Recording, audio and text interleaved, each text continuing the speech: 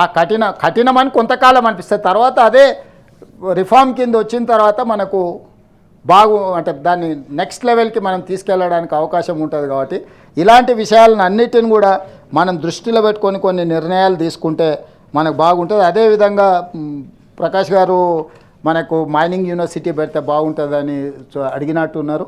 So మనం ఖమ్మంలో మన కొత్తగూడెంలో మనము ఈ మైనింగ్ యూనివర్సిటీని పెట్టాలని ఒక నిర్ణయం తీసుకున్నాం. డెఫినెట్గా మన దగ్గర ఆ గోదావరి పరివాహక ప్రాంతంలో సింగరేణి కానీ ఇతర మైన్లు కానీ ఐరన్ ఓర్ కానీ రకరకాల మైన్స్ ఉన్నాయి. అక్కడ కాలేజ్ ఉంది, దాన్ని యూనివర్సిటీ కింద అప్గ్రేడ్ చేయాలని కూడా రాష్ట్ర ప్రభుత్వం ఆలోచన చేస్తుంది. డెఫినెట్గా ఖమ్మం కొత్తగూడెంలో మనం ఆ మైనింగ్ యూనివర్సిటీ కోసం కూడా సార్ అవును సార్.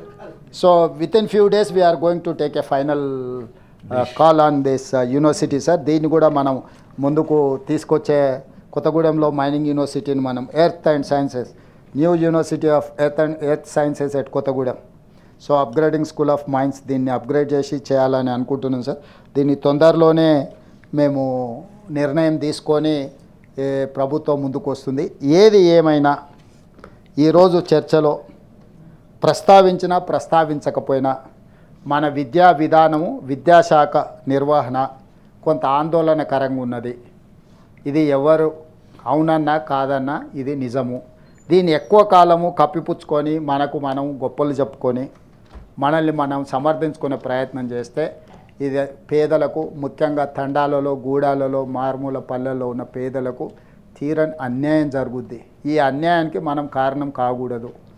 మన దృష్టికి రానప్పుడు పరిష్కరించకపోవడం వేరు, దృష్టికి వచ్చిన తర్వాత కూడా ఆ సమస్య పట్ల మనం దృష్టి సారించకపోవడం అనేది ప్రజాప్రతినిధులుగా మనం తప్పు చేసిన వాళ్ళం అవుతాము. కాబట్టి దయచేసి నెక్స్ట్ లెవెల్ ఈరోజు ఫస్ట్ లెవెల్ ఆఫ్ డిస్కషన్ ఒక కాంక్రీట్ ప్రపోజల్స్తోని మనం ఈ సభలో దాదాపుగా 7:30 గంటలు ఏకదాటిగా తమరి నేతృత్వంలో చర్చకు అవకాశం ఇచ్చి అందరి అభిప్రాయాలను కూడా పరిగణలోకి తీసుకొని ఈ అందరి అభిప్రాయాలను కూడా క్రోడీకరించి మేము విద్యా కమిషన్కి అప్పచెప్పి వాళ్ళ ద్వారా ఇంకా సమాజంలో ఉన్న ఈ మేధావులను వీళ్ళందరిని కూడా ఇందులో భాగస్వాములను చేసి ఆ మధ్య కాలంలోనే నేను ప్రొఫెసర్ కోదండరామ్ గారు బూర్గుల రామకృష్ణారావు గారు చదివిన విలేజ్ ఏదో ఉంది సార్, మనం పోయినాము షాద్నగర్ మొగిలిగిద్ద 125 ఇయర్స్ పూర్తి చేసుకున్న సందర్భంలో హరగోపాల్ గారు కూడా అదే స్కూల్లో చదివినరు, బూర్గుల రామకృష్ణారావు గారు అదే స్కూల్లో చదివినరు, చెన్నారెడ్డి గారు అదే స్కూల్లో చదివినరు, సత్యనారాయణ రెడ్డి గవర్నర్ గారు అదే స్కూల్లో చదివినరు. 125 సంవత్సరాల క్రితం అక్కడ పాఠశాల పెట్టడం వల్ల ఆ ఊరికి ఇంకొక ప్రత్యేకత ఉన్నది. అతను తెలంగాణ ఉద్యమంలో ఆ ఊరిలోనే దొరికి ఊరేసిండు తుర్రెబాజ్ ఖాన్.